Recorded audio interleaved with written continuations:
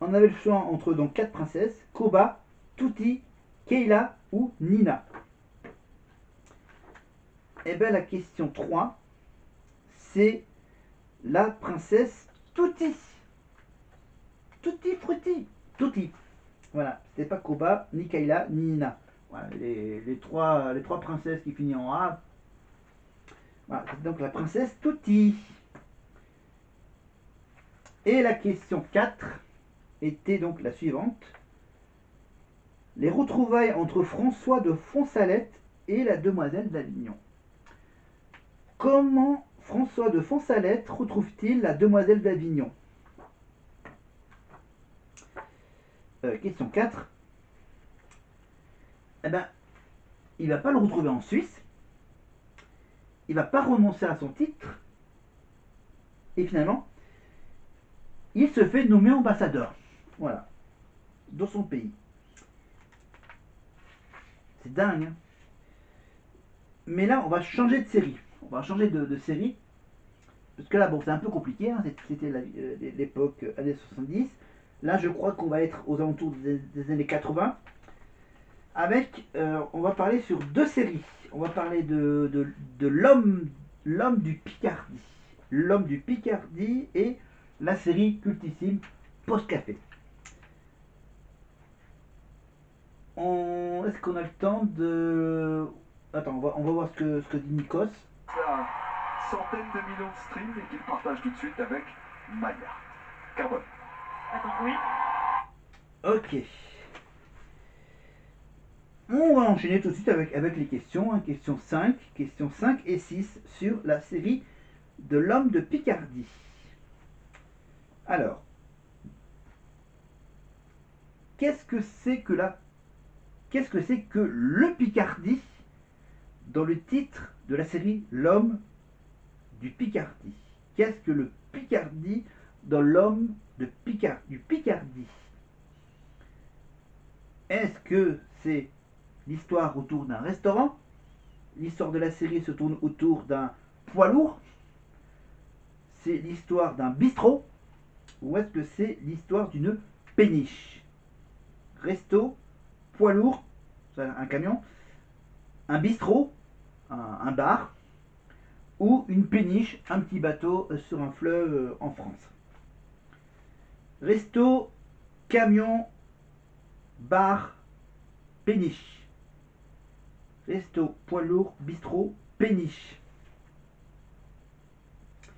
Et en fait, question numéro 6, deuxième question sur l'homme du Picardie. Le nom de l'homme du Picardie qui est interprété par Christian Barbier.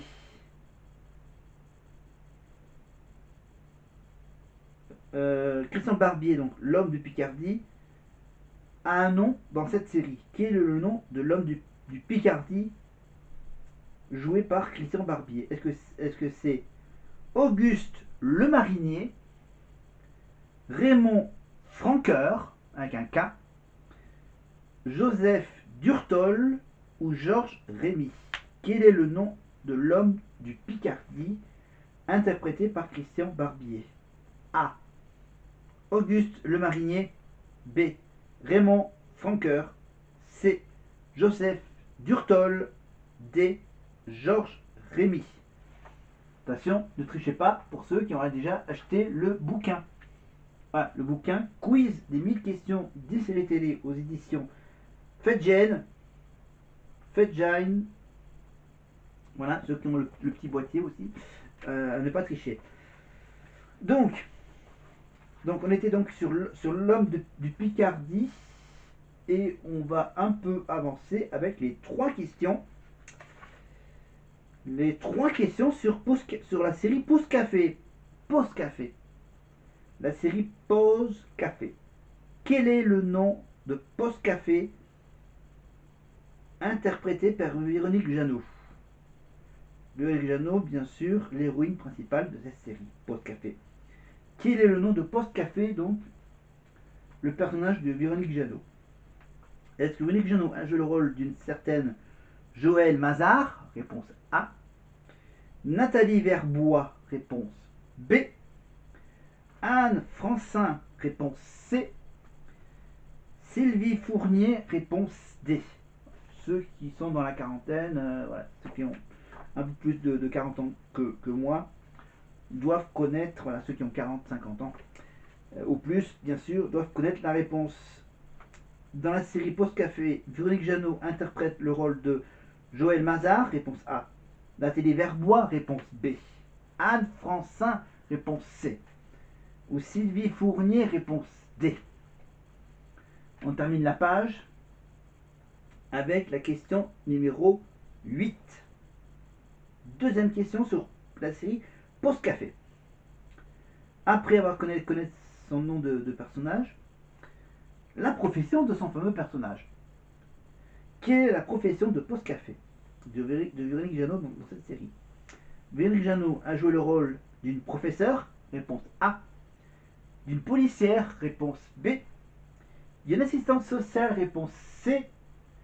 Ou une inspectrice d'académie, réponse D. Quelle est la profession de Pause Café? Professeur, policier, assistante sociale, inspecteur d'académie. Et on enchaîne avec un petit magnéto entre Maureen et Charles. Un duo ensemble sur le titre La Belle et la Bête.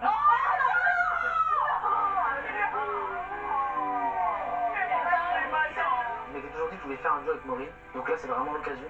Mais me retrouver nommé face à Maureen, ça me fait peur parce qu'elle a beaucoup de musicalité quand elle chante. Des siècles passés, deux cœurs étrangers. Son point fort c'est l'interprétation, moi c'est mon point faible. Ça fait tout de suite un peu plus peur. Donc je me dis que il faut que j'arrive à bien interpréter ma chanson pour être à la hauteur. J'ai de bonheur, pétrifiant de peur, deux âmes en pleurs. J'avais jamais entendu dans ces graves-là et c'est très joli. Charles, il a une voix sublime, hein. C'est pas nouveau, c'est un concurrent redoutable parce que il a une technique qui est, je dirais, quasiment parfaite dans la voix. Mais je vais tout faire pour essayer de me battre, même si j'aime pas du tout ce terme parce que j'adore Charles et que je trouve que c'est un artiste génial. Il était une fois la belle et la bête. On a bien bossé, on peut pas mentir là-dessus. On va vous faire croire qu'on est un prince et une princesse. On est content. Mort de tête. C'est notre premier duo, mais ce sera aussi le dernier ici, du moins. Et voilà, c'est comme ça, c'est le jeu. Donc, comme c'est Disney, bien sûr, on ne va pas écouter la chanson, parce que la chanson est vachement connue, la chanson de La Belle et la Bête, évidemment. Mais maintenant, pendant que Charles et Maureen jouent le rôle de La Belle et de la Bête, évidemment, le fameux duo de Disney, on va tout de suite donner les réponses aux questions sur l'homme de Picardie et Pause Café. D'abord, les deux questions sur l'homme de Picardie. L'homme du Picardie. Qu'est-ce que c'est que le Picardie de l'homme du Picardie?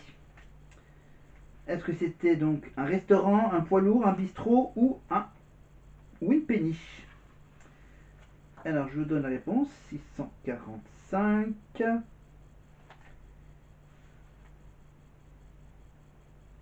Attends, je vérifie,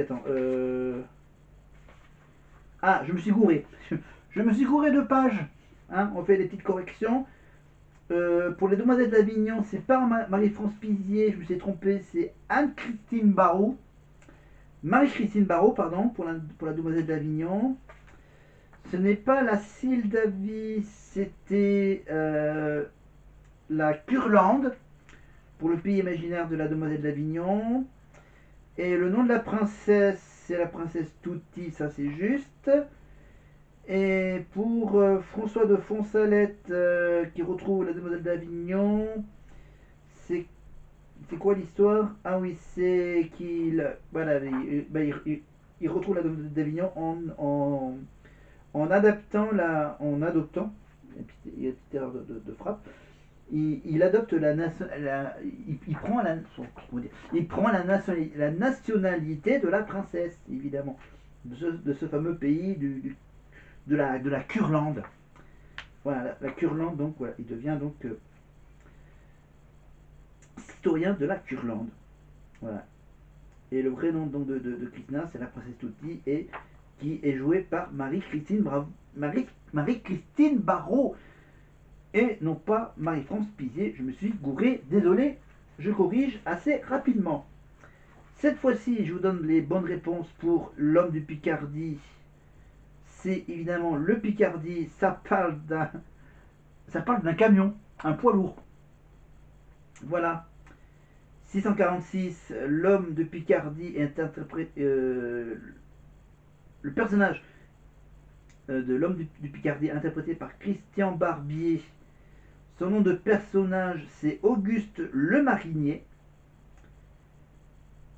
Le nom de Postcafé qui est interprété par Véronique Jeannot dans les années 80, c'est Anne Francin. Anne Francin.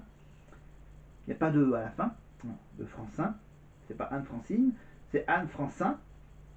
Pour la série Postcafé, Véronique Jeannot.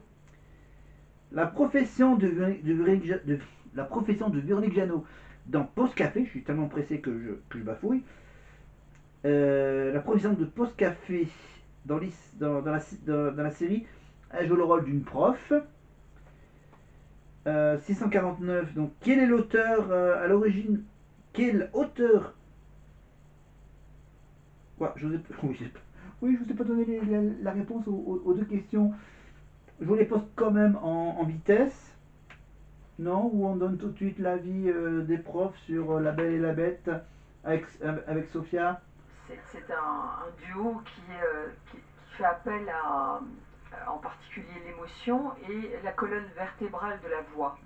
On ne fait pas d'effet, on cherche la sincérité. Et c'était très touchant de vous voir chanter tous les deux ce soir. Merci pour ce joli moment. Merci Sophia. Je vois aussi de l'émotion dans les yeux de Lucie, dans les yeux de Frédéric. Bref, chers nommés, on va maintenant laisser la parole à vos proches camarades, les plus proches camarades au château. Je sais que c'est Maureen qui... un petit mot pour Maureen, Marine, bref, on a compris, les deux copines.